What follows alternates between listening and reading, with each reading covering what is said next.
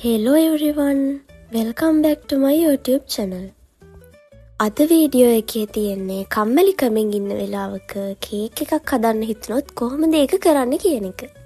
මුලින්ම කියන්න ඕනේ මේක මේ කේක් එක හදන හරිම විදිහ නෙමෙයි. ඔය කම්මැලිකමෙන් ඉන්න වෙලාවක නිකන් ඔය ගෙදර කේක් එකක් හදන්න හිතුනොත් හදන විදිය මම මේ කියන්නේ.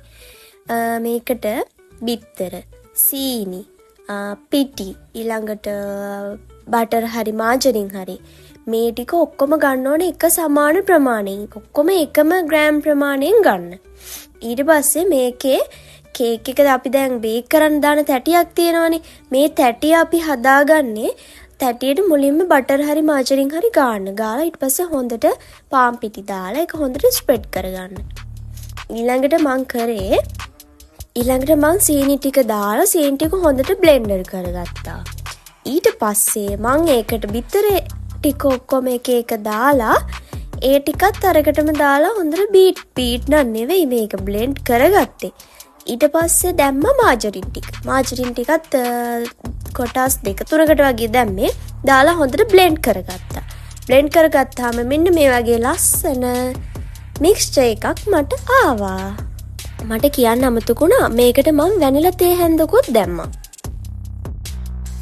ඊට පස්සේ මං කරේ පාන් පිටි ටික හොඳට පෙනීරට දාලා හලාගත් එක. මේක වල වැඩි වාර ප්‍රමාණයක් හලාගන්න. ඒක එතකොට ලස්සනට මේ කේක් එක හොඳට උසට එහෙම එනවා වැඩි වාර ප්‍රමාණයක් හලාගත්තාම. ඊළඟට මං හදාගත්ත බැටර් එක කොටස් 2කට විතර වෙන් කරගත් එක. මගේ බ්ලෙන්ඩර් කප් එකේ ඉඩ මදි නිසා මං එහෙම කරේ. එහෙම කරන්න ඕනේ නැහැ. ඊට පස්සේ පාන් පිටි චුට්ටක් මම බ්ලෙන්ඩර් කප් එකට දාලා මේ බ්ලෙන්ඩ් කරගත්තා. ඊට පස්සේ තමයි ඔය ඉතුරු ටික මං වෙනම මේ පොඩි බෝල් එකක් අරගෙන ඒකට පාන් පිටි ටික දාලා ඔය බැටර් එක ඒකට දාගත්තේ. දාලා ස්පැටියුලා එකකින් හොඳට මික්ස් කරගන්න. ඊට පස්සේ oven එක ප්‍රීහීට් කරගන්න ඕනේ. උඩයි යටයි දෙකම සෙල්සියස් අංශක 200ට විනාඩි 10ක් විතර තමයි මම ප්‍රීහීට් කරගත්තේ. ඊට පස්සේ මම බැටර් එක දාගත්ත රෙඩි කරගත්ත තැටියට දාලා මං මේක oven එකට දැම්මා.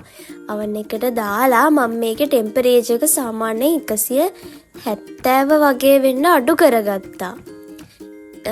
හැබැයි මං සාමාන්‍යයෙන් වෙනදට නම් තියන්නේ 150-40 වගේ.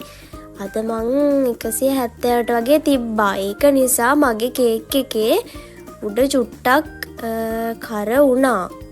ඒක ගොඩක් නෙමෙයි හැබැයි චුට්ටක් කර වුණා. මං සාමාන්‍යයෙන් නම් මෙච්චර ටෙම්පරේචර් එක වැඩි කරන්නේ නැහැ. මේක කියන්න ඕනේ ආයෙ පාරක් මේ කේක් හදන හරිම මෙතඩ් එක නෙමෙයි. මොකද බ්ලෙන්ඩ් කරන්නේ නැහැ. නෝමලි අපි කේක් එකක් හදනකොට බීටරෙන් තමයි බීට් කරන්නේ. හැබැයි මේ කම්මැලිකමට අර බාජර හොදාන තියෙන කම්මැලිකමට තමයි මම මේ විදිහට හැදුවේ. ඔයාලත් එහෙනම් මේ විදිහට හදලා බලලා කමෙන්ට් එකක් දාන්න හරි ගියාද කියලා.